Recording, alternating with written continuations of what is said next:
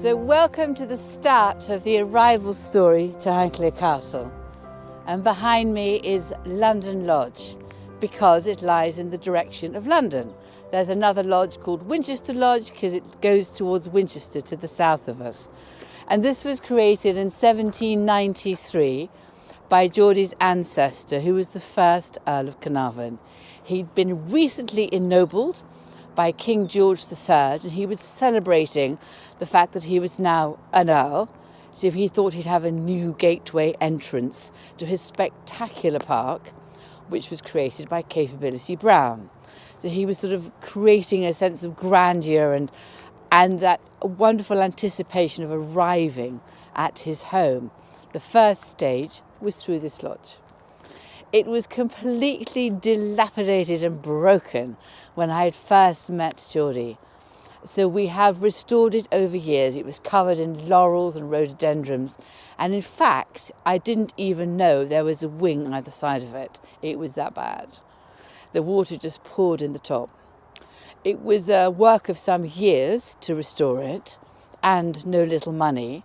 And then what we decided to do was create a short-term let here, holiday let. And in the one side is a kitchen, a sitting room and a little loo, and the other side a bedroom and a bathroom. So you do have to walk out of one door and into the other, but it works, and there's paving stones.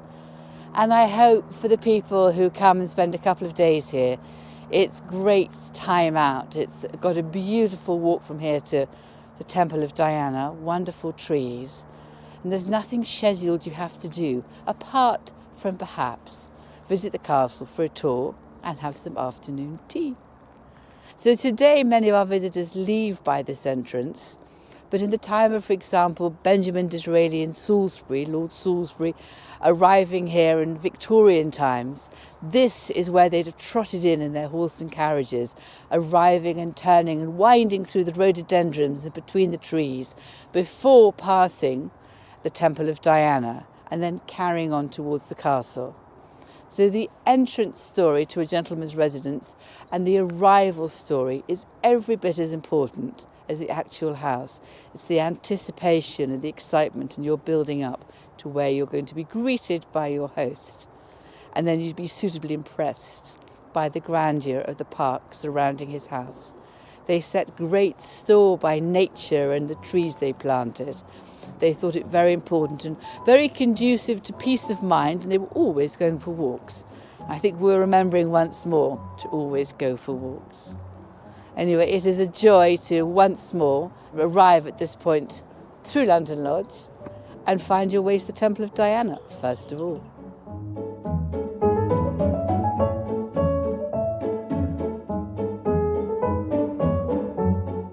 Welcome to the Temple of Diana, part of the arrival story to Highclere Castle. It is utterly glorious up here, and I'm looking down on the lake to one side, and back in the distance over there is the top silhouette of the castle. And on a day like this, I think there's nowhere better to be, and I think I'm dreaming of a picnic up here in the summer. So why is it called the Temple of Diana? It's named for the Roman god. She's associated with the woodland, which is just behind me, and with the lake. She's the goddess of hunting. And this is really the main focus on the arrival story, as in the olden days, you might have arrived by carriage and horses, trotting through London Lodge in between the rhododendron bushes, and then winding your way through this Capability Brown park landscape, always wondering, where's the castle? Am I nearly there? Well, the answer is you're not, actually. It's about a mile still to the castle from here. And it's all about the anticipation and the angles and that sense of eagerly awaited excitement when you eventually do see the castle.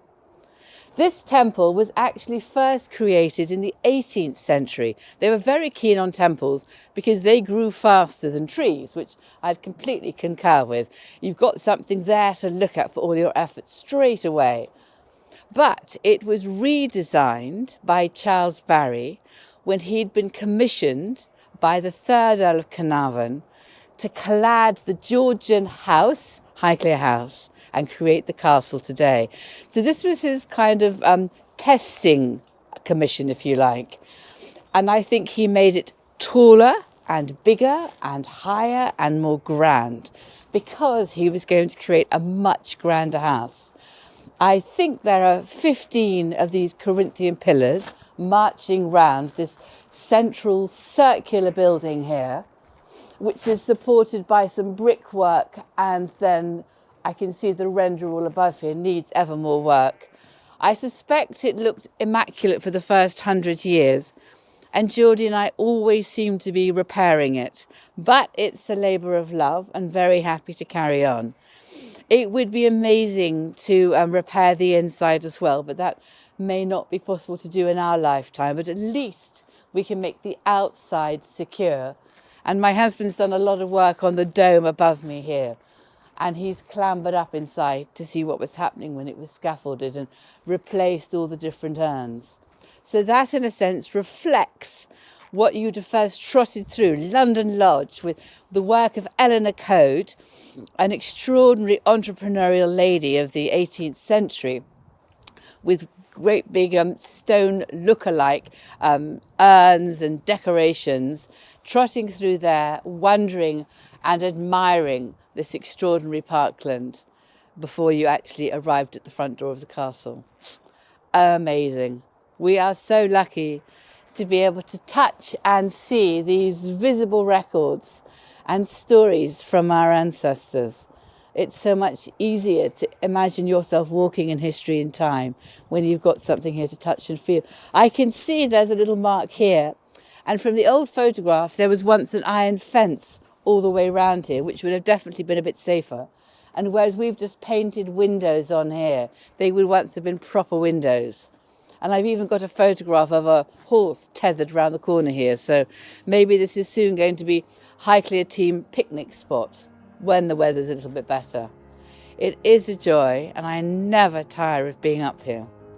Maybe I can practice my running skills all around the outside of this and double count the number of pillars.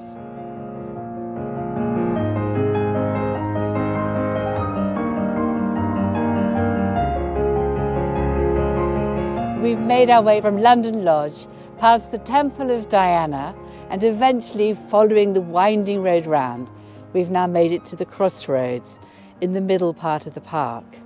And after this, you're going to make your way up the main drive, again just catching a little bit of sight of the turrets of the castle, but never the whole building. You're not quite there yet. And of course, behind me, there's another drive through which most visitors enter today. But still, at this point, you can't quite see where you're going. Very good metaphor for life. But these crossroads are also quite interesting because to one side, there's a cedar of Lebanon, a magnificent tree, one of the ones planted by Capelity Brown from the date 1771 in the next 10 years. So this is now a majestic spreading cedar tree, really announcing the grandeur of your arrival. And they dot the main drive. It's not an avenue, but they're mixed in amongst some oak trees. So we again follow the same process of planting the odd cedar tree or an oak tree as each fall down, and we try to make the best of it. And then behind me is a sequoia. Now this sequoia was planted by the 4th Earl in Victorian times, and there's quite a fun story about the sequoias. They were brought back to this tree from their native California, a wonder of the world. And they came back here and were registered at the RHS and Kew, and they wanted to call them Wellingtonias after the Duke of Wellington, Sequoia Wellingtonia. But in America, they were rather keen to call it Washingtonia after George Washington. But the English kind of got there first, so the whole thing was a bit of a debate. And in the end, they tend to be called Sequoia sempervirens and gigantica, rather than named for one or the other great men of that particular century. It's doing pretty well. It's planted, I reckon, about 1860. So I suppose in another 500 years' time, it might look simply magnificent as they do in California today. So there's a story to every tree, isn't there? And their lifespan long outlasts any of ours. We're so short term. They think for the long term. They're another good metaphor for life. So I'm going to head towards the castle here, and I hope at one point some of you might come and visit us with Viking.